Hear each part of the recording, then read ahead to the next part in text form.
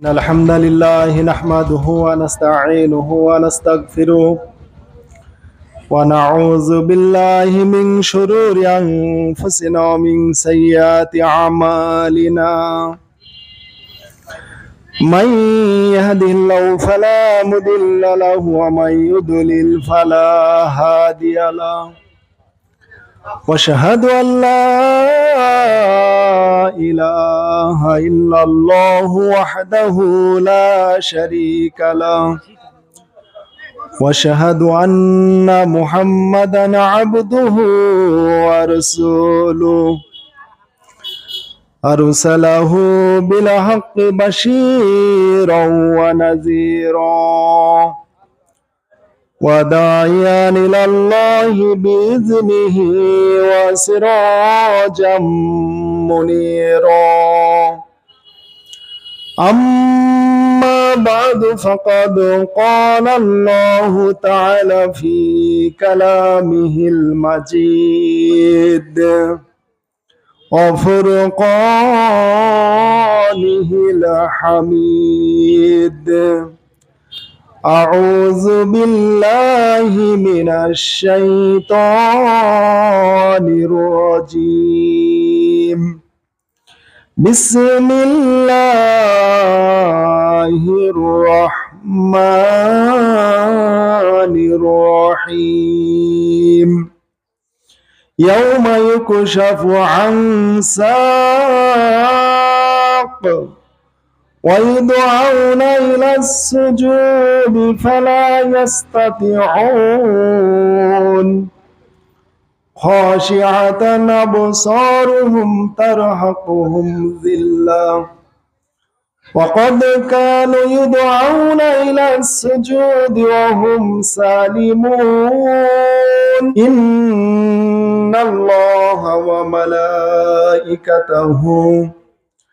يصلون على النبي يا أيها الذين آمنوا صلوا عليه وسلموا تسليما اللهم صل على محمد وعلى آل محمد كما صليت على إبراهيم وعلى آل إبراهيم إنك حميد مجيد সহিহ মুসলিমের একটা হাদিস এই মাহফিল সম্পর্কে যেখানে আল্লাহ তাআলার জিকির হয় গুণগান হয় যেখানে আখিরাতের আলোচনা হয় আল্লাহকে স্মরণ করা হয় এরকম জিকিরের মাজলিসে আল্লাহর কিছু ফেরেশতা আছে তারা এই মাহফিলগুলো খুঁজে খুঁজে বেড়ায় এবং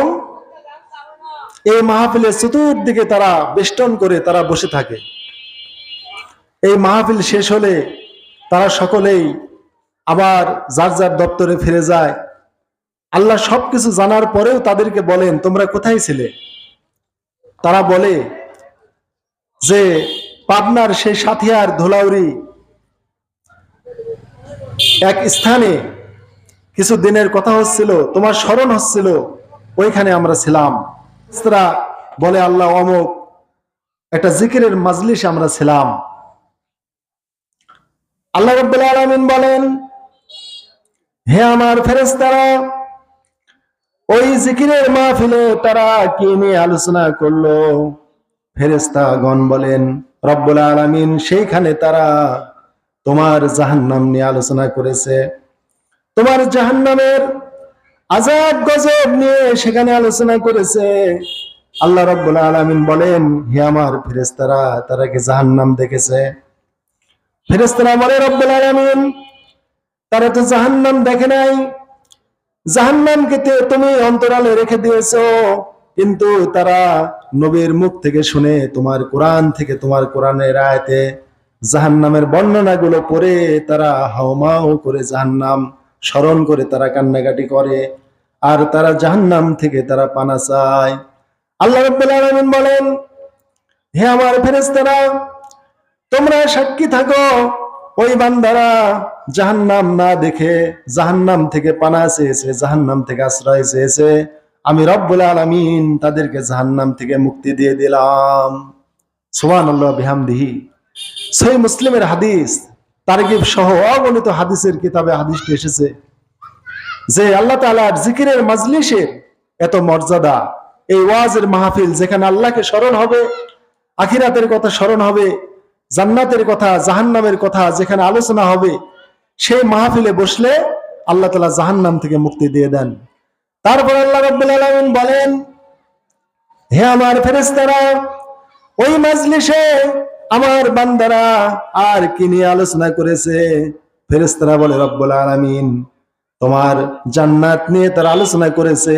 আল্লাহ রাব্বুল আলামিন বলেন, তারা কি জান্নাত দেখেছে?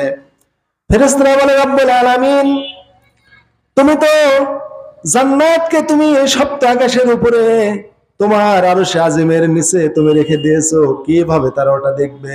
এটা তো গায়েবের বিষয়। আল্লাহ রাব্বুল আলামিন বলেন, তারা কি প্রার্থনা করেছে?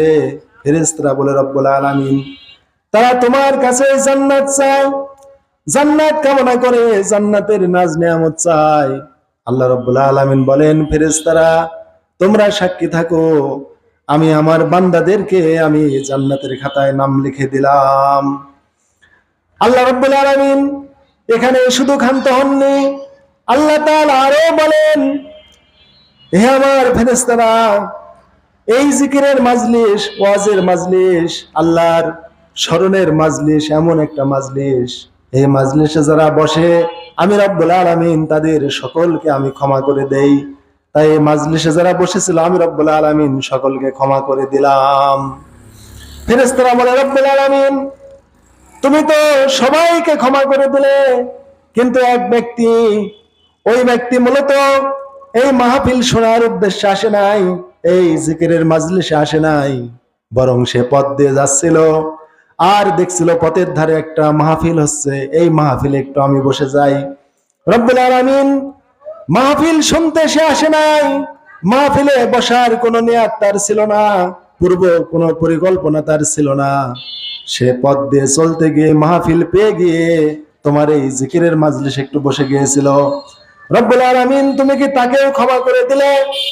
আল্লাহ রাব্বুল আলামিন বলেন, হে আমার ফেরেশতারা, এটা এমন একটা মাজলিস, এই মাজলিসে যারা বসে তারা কখনো ব্যর্থ হয় না।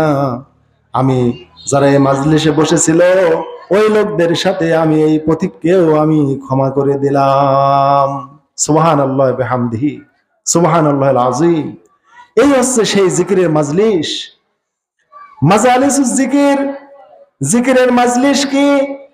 জিকিরের মাজলিস শুধু সুবহানাল্লাহ, আলহামদুলিল্লাহ আর আল্লাহু আকবার এই জপগুলো করা নয়, সমস্বরে গাওয়া নয়, বরং জিকিরের মাজলিস হচ্ছে তুসকারুল জান্নাহ ওয়ান নার, জান্নাতের আলোচনা করা, জাহান্নামের আলোচনা করা, তারপরে হজের আলোচনা করা, নামাজের আলোচনা করা, আল্লাহ রাব্বুল আলামিনের বিভিন্ন হালাল হারাম নিয়ে আলোচনা করা।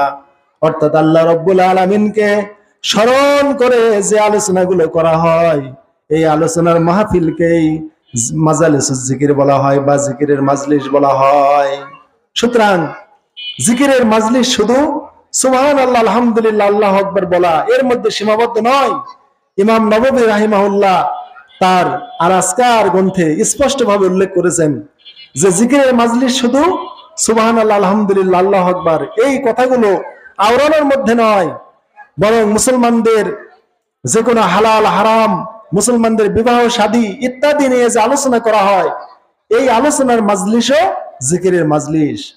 তাহলে এই মাজলিসে যারা বসে তারা কখনো ব্যর্থ হয় না।